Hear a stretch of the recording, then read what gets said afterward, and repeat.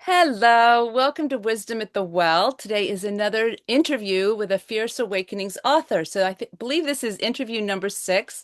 Today we're interviewing Susan Smith, and she is the author of Chapter 10 in the Fierce Awakenings, calling in the courage and confidence to walk life's spiral path. And Susan wrote Chapter 10, Searching for the American Dream.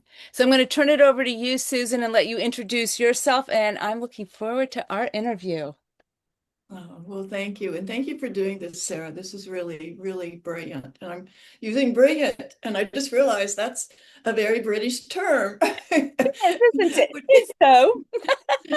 which it probably comes from me living in the United Arab Emirates for almost 20 years, which is what the chapter was about me making that decision to go over to the UAE, which was a British colony, and they speak with the British English over there. Yes, yes. Very So, which proper.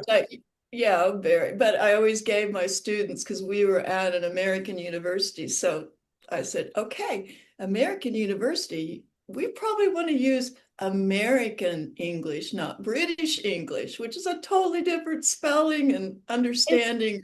it's so interesting that you say that because we moved to America when I was just learning to speak. And you would think going from an English speaking country to an English speaking country would be easy. But it was actually very different because I stuttered a lot and I can't speak with a British accent except to mimic. Even though my parents still have British accents 60 plus years later, but my mouth, I really feel like there's a difference in the jaw and how we hold our palates. And so I speak so American, even though I'm English, and I've now been back in England for a year and a half. So I think it's so interesting. It's a very different, nuanced language, even though Different obviously, spellings, even yeah, different spellings. yeah. And I took my granddaughter over there with me. I think I mentioned that in the chapter, and she went to a British school, Mm. a totally different education. And Ivy, my granddaughter, knows all British history, Cool. every detail of British history, but no American history because she grew up over there starting at age 8. But she knows more about British history than I do. Yeah. But yeah, so yeah, that my chapter was it's actually kind of interesting. When I wrote it, it was a flashback to 15, 20 years before when I left the United States and my decision about going to another country because I was a single parent and basically have been. I counted it up last night when I was in bed. I was like 26 years single parent, one right after another, Yeah. and I like, and this was Ivy, my granddaughter, and I was needing to support her, and I'm not going to be able to do it, in the United States, the way things are going, and no health care, struggling uh, for years and years, and I got this opportunity to apply for this job, and I said, yeah, yeah, I'm Against, it sounded like against public opinion. Like it's not like everybody was like, go, it'll be an adventure. It was more like, what are you doing, right? well, it's changed a bit when I went over to, and I always say Dubai, but I was in a city called Sharjah, but everybody knows Dubai, and that's what's changed. It's like when I went over there, it was like nobody knew anything about, the UAE or Dubai. And since I've lived there, since I've my experiences there, everybody knows Dubai. It's like all I have to just say Dubai. Oh, I want to go there. I'm going to go there. And when I was there, I saw the most incredible growth in a country that you will never see anywhere else. I went from a 2-lane road between the towns that I lived in to a 6-lane on each side. The growth was just, and I went back there in January of last year, I think, and hour and a half to drive through Dubai City, an hour and a half. Just the growth is just crazy. But anyway, the move, it was the best thing I've ever done. I would have no regrets. It wasn't always a picnic. I'm not going to say living abroad, as you know, was always a picnic. And there were some cultural differences, and there were some times that weren't always great, but still, looking back, the best decision I've ever made. I don't regret it for a minute, and I would do it again. Yeah. Yeah. So, oh, I've got some questions in there. So, Yeah. starting with, you called your chapter Searching for the American Dream. And I love that choice of words. Why did you choose that word? Because it seems like that has a lot to do with the impetus that led you there. Well, of the women in the book, I think I'm probably the oldest one, and I had spent Hold that bookend beautifully, by the way. and I had spent years and years trying to make it in the US. I didn't realize it till later, but I spent 25 years in school, college, university, one class at a time until I was able to finally go full time. And just had my own landscaping business, no child support, no support, raising one kid. And it's just like, I'm not going to make it. I'm just like, I'm working day in, day out, weekends, all the time, and I'm still not able to get ahead. Mm. And that my parents, I'm from that generation, my parents, my dad had an eighth grade education, my mom had a high school education, and they did very well. My dad was a building contractor, built homes, and very, very successful. And I'm like, I can't, I can't meet this. And plus, being a woman, whew, yeah, that, starting in the 70s, getting married at 18, what else was I going to do? And everything I tried, every avenue I took just never could get me above that poverty line. I Yeah. was making decisions about should I pay my rent or pay for food, those kind of decisions.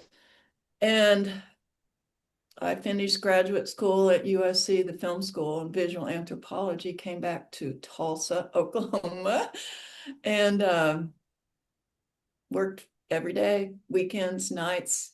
In fact, I didn't take off a weekend until 3 or 4 years ago. So yeah, You and are a hard worker. I was. But hard work didn't get you what you wanted over in the US. I almost said over here.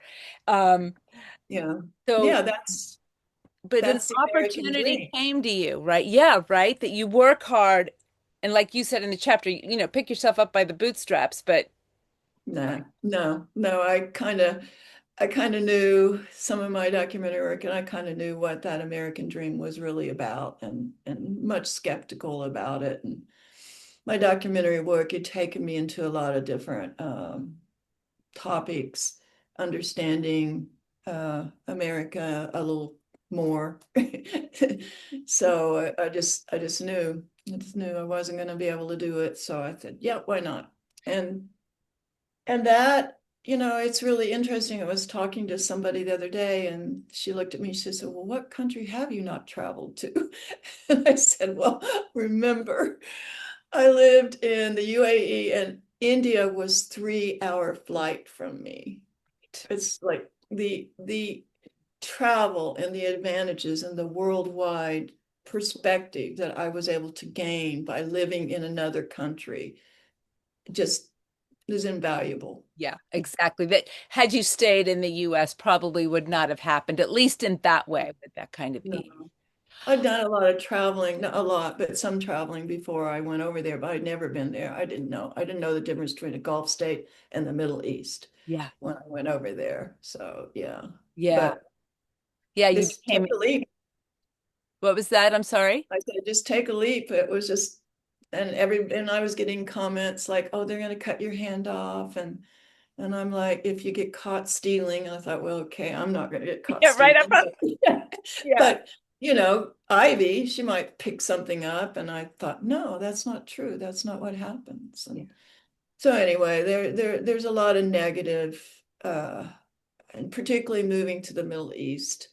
It's a lot. I coming back. So since then, I have retired and moved back to the US, and I just hear so many comments, and I just take a deep breath, and I'm going, yeah. Because you know from your own experience that that's not true. You got to know the people as people over there. Well, I had something like 100 students every semester Wow. for 18 years, Yeah. Oh. many of which were Palestinian. Hmm. And I understand the conflicts, I think, a little bit better because I actually able to talk and know the families and know the people. So You got yeah, the human side of it. You really got to delve in. Backing up just a sec, I'm curious, was there an awakening you had before you were offered this? Like, did something happen where you just were like, I'm choosing a different reality for myself? Or did it literally happen out of the blue? I think it was a coincidence that I even found out about the job.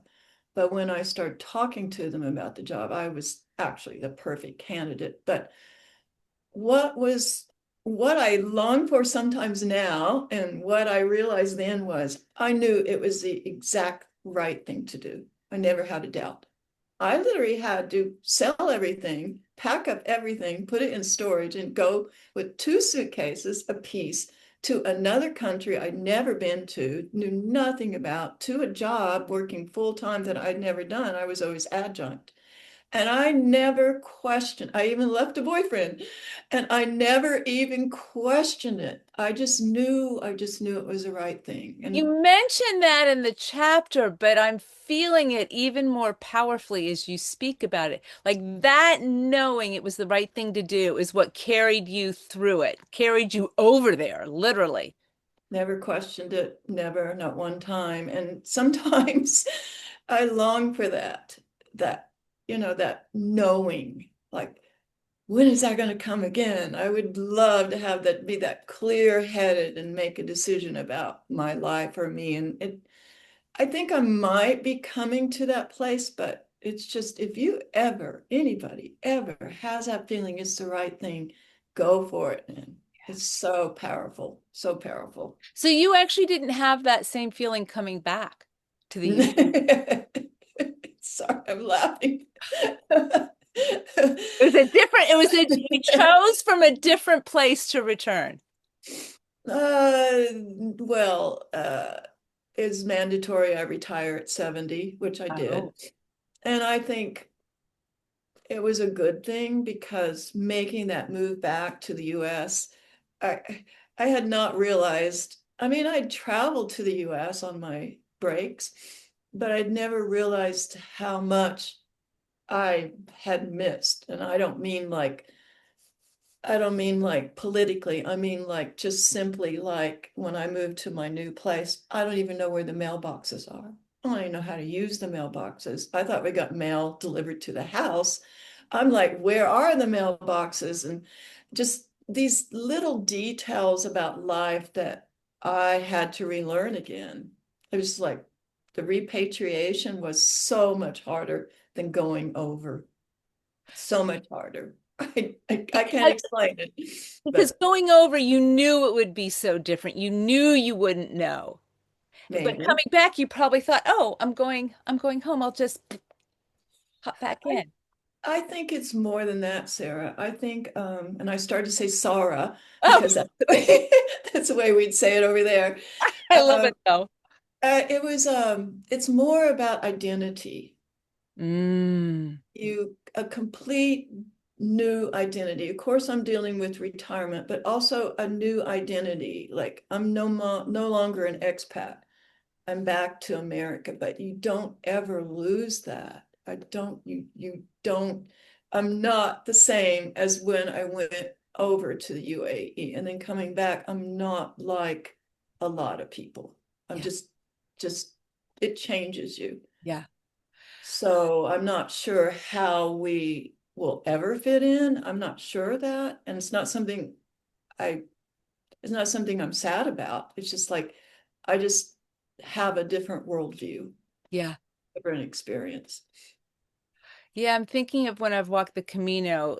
People will say when you arrive in Santiago, when the Camino ends, the journey begins. So here you're coming back to a whole new journey because who you become in that experience, like you said, it changes you. So That's how do exactly. you bring back this expanded, different you into your life now? That's a good question. One of the things that I discovered about the chapter is that I really like writing. Oh, good. I've done I was just going to say we got to go. yeah. I've done a lot of documentaries, and of course, they're not scripted documentaries. That's how you tell it's a documentary. It's like a nonfiction. It's not scripted. Sometimes people do narratives, but I typically don't. I let the interviews tell the story. But what I discovered about the writing of the chapter, I really like it. I really enjoy it. And so 2 or 3 years ago, before I left the UAE, I started working with Jen, and I started writing a book about all my documentary, not all my documentary, but behind the scenes documentary work that I've done, like 9 that I focused on. And I really loved that experience. And I think in some ways with the memoirs, I think a lot of people have experienced this, but I really had to do research into my own documentary work and the transcripts and my life, and look at the title of the book, working title is The Big Picture. Mhm. And just just an exploration of who I was when I was doing the documentaries, the challenges, the questions I had, whether I was being fair, what was the discussions behind, and then the context, the big picture, like what's the bigger picture of what's going on, and the things that don't necessarily work well, and the questions you keep in your head. I can still quote certain sentences from certain documentaries. I can still, the sound bites I still hear in my head. And I love doing it. It was, and I'm hoping to publish it, but, and I'm working on that. But there's a quote by Margaret Mead that I want to share with you. She was a female anthropologist, one of the first. It's not always what people say that is revealing. It is that which lies between what they say they do and what they actually do.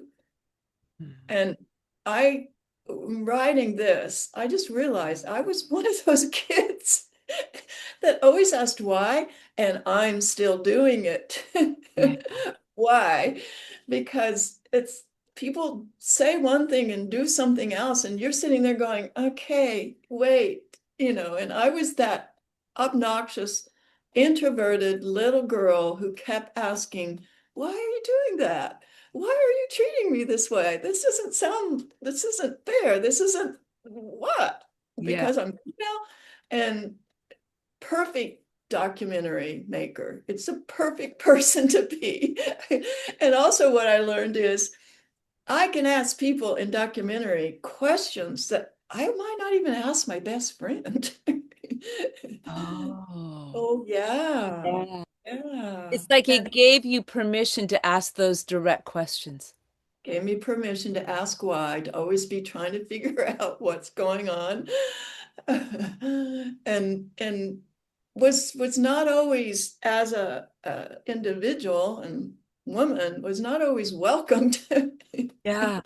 Yeah, it's like even just this last year, somebody said something about people don't want to be asked questions, and I was thinking, wait, why do they want to be asked questions? I'm just trying to understand more, and their comment was, but it's confrontive. I'm like, okay, I get that. I guess it could be, but you know, not always trying to judge, just trying to understand. Yeah. Yeah. Oh, let me, there's things I want to ask you directly from all that. Let me just like Yeah. so in writing this is like a memoir, but it's your memoir from who you are and what happened for you behind the scenes. So you're weaving together your life story through your different documentaries. Yes, exactly. Which Oh, was you, so crazy to do. I mean, I start out in LA during the Rodney King riots. I was there. I got my camera stolen during the Rodney King riots. And I think I'm laughing about it because I was just a poor student. It was a $3,000 camera. I fought. that man sticking his hand through my window, I thought that the viewfinder went off in one direction and the battery went off in one direction. Then he pulled a knife on me, and I remember, and I'm just like this crazy person when it comes to stuff like that. I remember thinking, okay, camera or my arm, camera or my arm. And I just let go of it.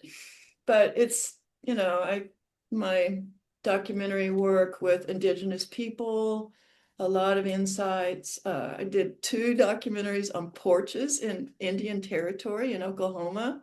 I just went on this tangent, and what it brought me to was this amazing history of Oklahoma and Indigenous contributions in Oklahoma that had been forgotten.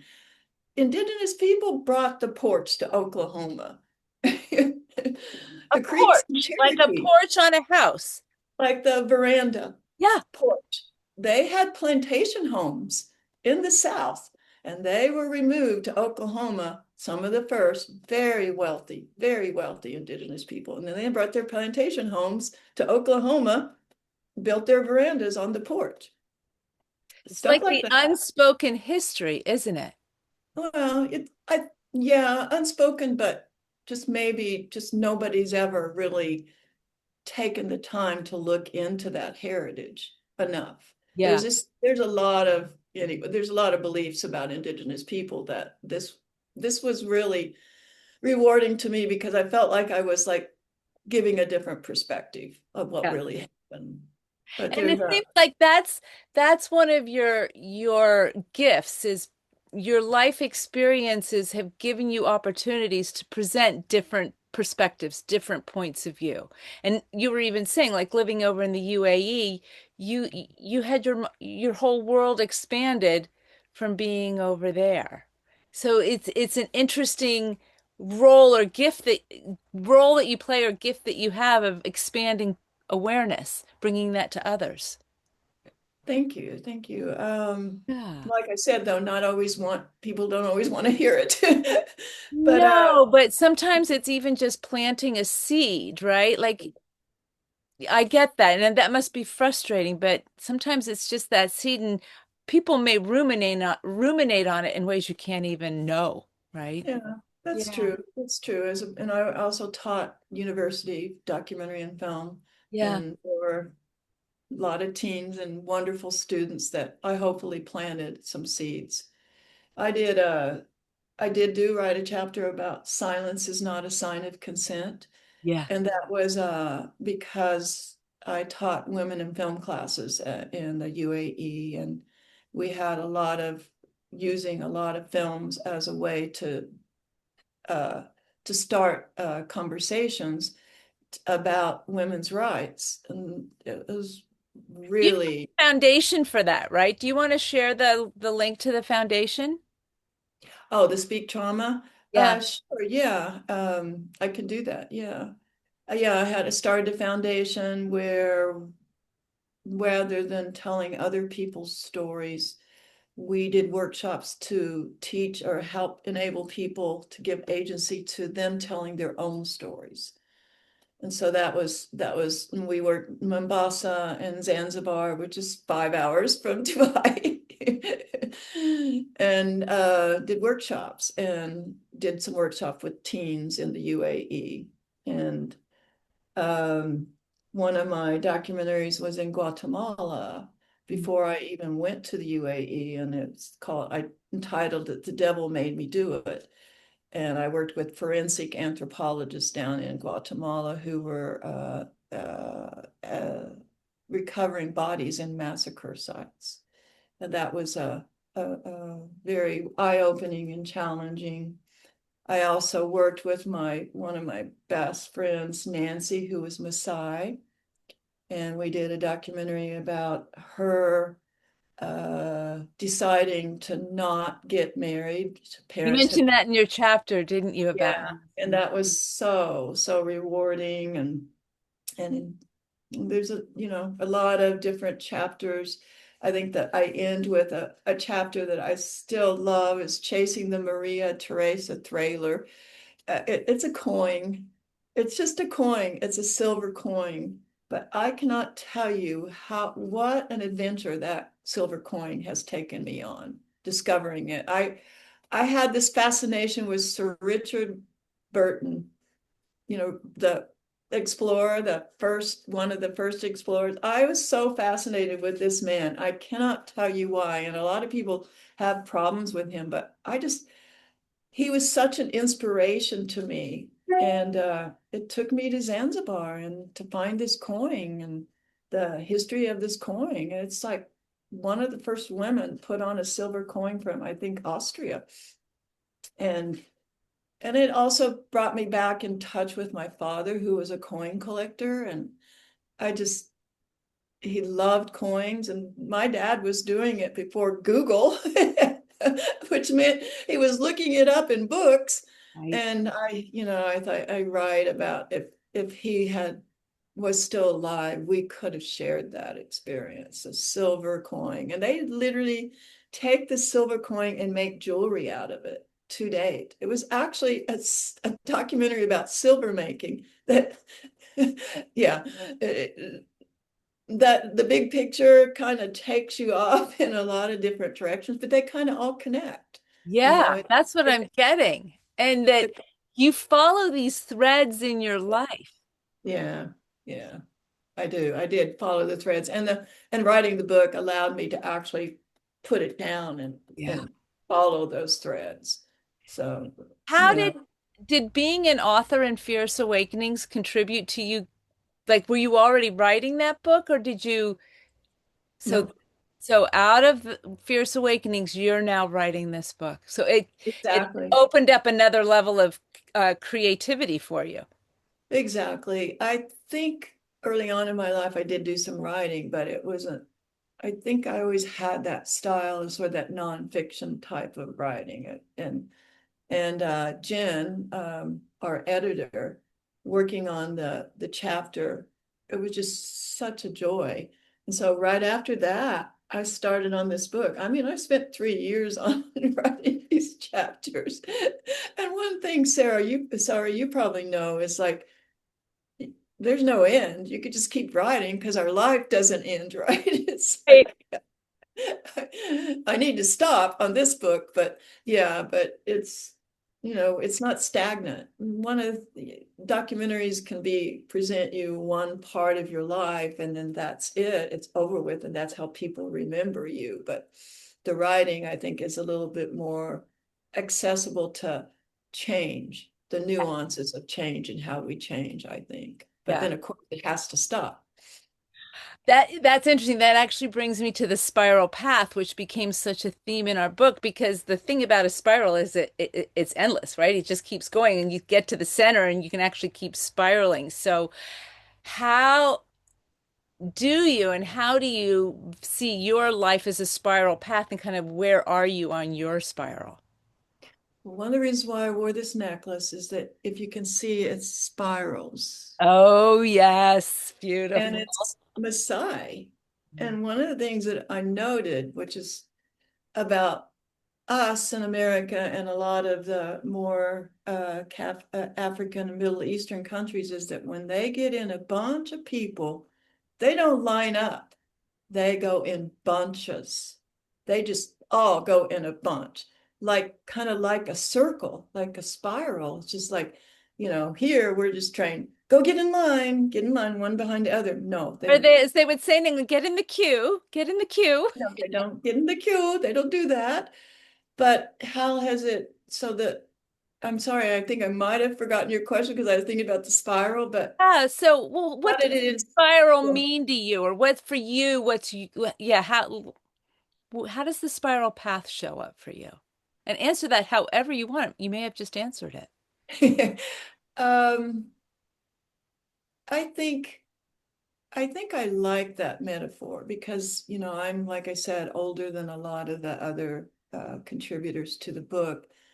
And I'm looking, when I moved back here, I never thought about dying. I never thought about mortality. Never, ever. I just thought I was on another path, another path. It's just another big life project. It's project. My life is projects. And I think that the more I look at aging, which is probably a documentary that I want to do, the more I see it is like a spiral path. It I know that mortality, it does come to an end, but it's still a journey. Yeah. And I think looking at life as a circular path. I know when I did a documentary with women in AIDS, one of the people that I picked were really young boy who contracted it through birth, and all the way to a woman who was dying. And this is back when people did die. And I always looked at that as kind of like a circle, a circle from birth to passing, and it is kind of interesting how we start looking back over our life as we get older. And that's kind of circular in a way, right? If you think about it, it's not as linear as we think it is. Who is that Susan that climbed a tree when she was 2 years old and couldn't find her way down? They had to call the police to get her down, help her, firemen, I guess, to get her out of the tree. It's like, who is that? That Susan is still there. And I think one of the sad things about culture, and particularly maybe even the sort of like the gender differences, and is that a lot of who we are, particularly I think maybe as women, is kind of pushed down and made small. And I think when I was younger, I didn't know I was supposed to be small. Didn't occur to you. Yeah, I'm asking questions, and as we socialize, we're taught to stop making other people uncomfortable by asking questions. Yeah. And I think I want to get back to that. I don't mean speaking without filters. I'm thinking empathetically, trying to understand people or understand myself. Maybe now, maybe that's a spiral path, to understand myself without all these outside what do you call You're kind of free of those, right? You're retired. freedom. You can, you're in a place where you don't have to depend on a job or this or that. You can now perhaps ask those hard questions, those direct questions with compassion, kindness. Why do we have to stop? Exactly. I understand that it makes people uncomfortable, and in trying to understand, getting people to talk about what's going on with them can be challenging and difficult, and it probably needs to happen at the right time in the right place. But why do we stop asking why? Mm. Why did that become such an issue? And why did I stop asking why? And why did I make myself small for a number of relationships or situations? So yeah. I know it's So a very basic phrase, but you just really caught me when you said, why do we stop asking why? because we've been told it makes people uncomfortable. Yeah. And yeah, but it's just a beautiful question to then explore. And yeah, I can see you asking people why. I What's have a I'm thinking about doing a documentary on aging, and I want to start it out with this. My uncle used to come and visit us and take movies, videos.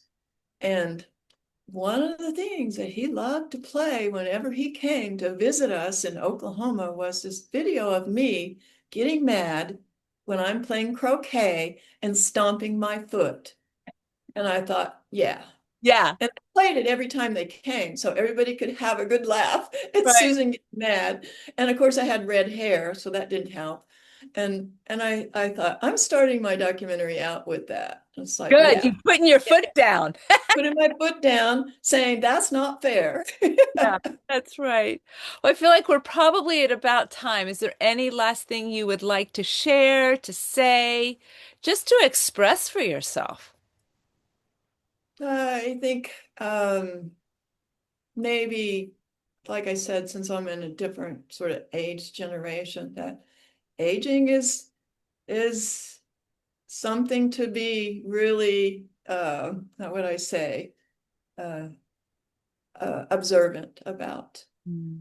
There are stages in our life, and as I can look back and look at my friends, I can see that at this age in 20s that's going on, and this age 40s and 50s, and then my age now, it's like, yeah, we have to come to terms with what aging means and what our life has been about, and still keep going forward. So I'm trying to get rid of all the shoulds, which I took out of my vocabulary about 2 years ago. I don't say should to anybody or anything, or to myself, and try to get back to who that Susan was before she stopped saying what she really thought or stop asking questions. That freedom. There's the spiral path right there, right? Like a coming back, into full circle, if you will, but at a different level than when you were a little girl. Yeah. Yeah. So that's where I am. And I do have another book in mind. I want to write a book about the trees of my life. Mm. I have this incredible thing that happens to me. I bought the place I am now because it has a 30-foot cedar tree in the back. And I have all these trees of these places that I've lived, and I want to branch out from those trees and tell more of the big picture. And I'm going to use the trees as a metaphor to talk about. I'm looking forward to that book.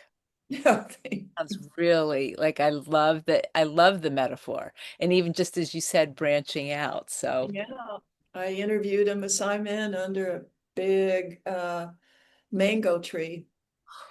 The mangoes kept falling as he talked, and there was this man that would just race to grab the mangoes, race to grab the mangoes while we're doing the interview. And I just thought, those mangoes are really important. yeah. But yeah, but anyway, but promised I'd finish this one first before I start another one. Well, let us know when you've got this book done. And this is called The Big Thank Picture. you. That's a working title, hoping that nobody else has grabbed it, but the big picture, yeah.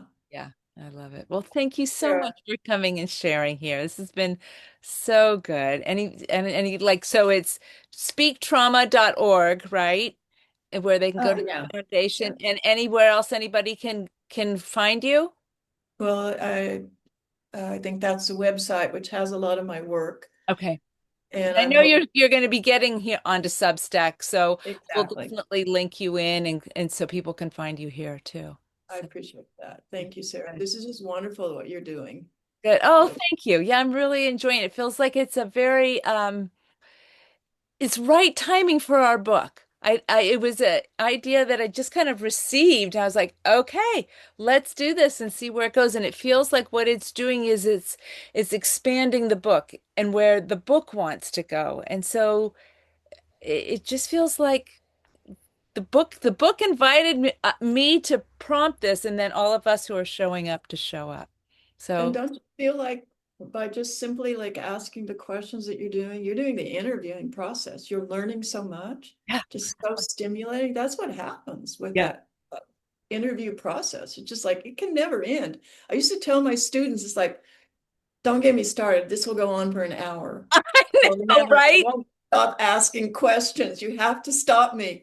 One question leads to another, and I'm just like, oh my gosh, it's an hour. I need to stop. That's the theme right there, isn't it? It's like don't stop asking questions. Always keep asking questions and being curious because then it doesn't stop. It doesn't become something that is done and but instead the questions keep opening you up to what's next and to keep living even as you age, even as you get older. I love that. Oh, beautiful. Thank Thank you. I'm going to you. put pause on the recording and thank you so much for being here.